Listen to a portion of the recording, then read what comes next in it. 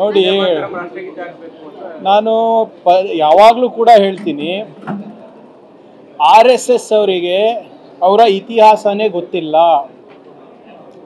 ದಯವಿಟ್ಟು ನಾನು ಮನವಿ ಮಾಡ್ಕೊತಾ ಇದ್ದೀನಿ, ಎಲ್ಲ BJP ನಾಯಕರು, ಸ್ವಯಂ ಸೇವಕರು RSSನ ಏನು ಮ್ಯಾಗ್ಝಿನ್ ಇದೆ ಆರ್ಗನೈಸರ್ ಅಂತ, ಅಲ್ಲಿ ಬರೆದಿರುವಂಥ ಲೇಖನಗಳನ್ನು ಓದ್ಬಿಡಿ ತಾವು.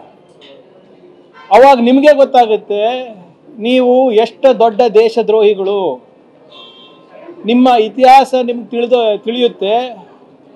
ನೀವು ಸಂವಿಧಾನಕ್ಕೂ ಗೌರವ ಕೊಟ್ಟಿಲ್ಲ, ನಮ್ಮ ರಾಷ್ಟ್ರ ಧ್ವಜಕ್ಕೂ ಗೌರವ ಕೊಟ್ಟಿಲ್ಲ, ಮತ್ತು ನಮ್ಮ ರಾಷ್ಟ್ರಗೀತೆಗೂ ಕೂಡ ನೀವು ಗೌರವ ಕೊಟ್ಟಿಲ್ಲ. ಇದೇನಿದು ಬ್ರಿಟಿಷರ್ದಿದೆ, ಏನೋ ಕಿಂಗ್ ಜಾರ್ಜ್ಗೋಸ್ಕರ ಮಾಡಿದ್ದಾರೆ ಅಂದ್ಬಿಟ್ಟು ಇವ್ರು ಹೇಳ್ತಾ ಇದ್ದಾರಲ್ಲ, ಇದೆಲ್ಲನೂ ಕೂಡ ಅವರ ಇತಿಹಾಸ, ಅವ್ರು ಸೃಷ್ಟಿಸಿದಂಥ ಇತಿಹಾಸ.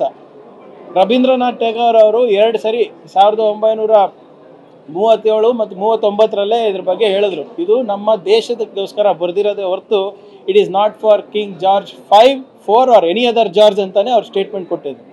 ಇವರು ಓದಲ್ಲ, ಮಾಡಲ್ಲ, ಬರೇ ಇವರು ಏನು ವಾಟ್ಸಪ್ಪಲ್ಲಿ ಬರುತ್ತೆ, ಫೇಸ್ಬುಕ್ಕಲ್ಲಿ ಬರುತ್ತೆ, ಅಲ್ಲೇನು ಒಂದು ಸುಳ್ಳಿನ ಕಾರ್ಖಾನೆ ನಡೆಸಿದಾರಲ್ಲ ಈ ಶಾಖೆಗಳಲ್ಲಿ ಅಥವಾ ಈ ಕೇಶವ ಕೃಪಗಳಲ್ಲಿ, ಅದನ್ನೇ ಬಂದು ಇವ್ರ ಇತಿಹಾಸ ಅಂದ್ಕೊಂಡಿದ್ದಾರೆ.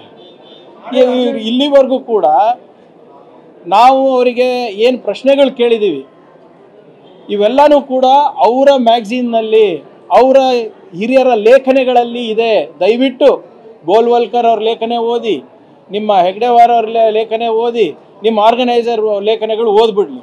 ನಿಮಗೆ ಗೊತ್ತಾಗುತ್ತೆ, ನಿಮಗೆ ನಾಚಿಕೆ ಬರುತ್ತೆ ನೀವು ಯಾವ ರೀತಿ ನೀವು ನಡ್ಕೊಂಡಿದ್ದೀರಾ ಇತಿಹಾಸದಲ್ಲಿ ಅಂತ.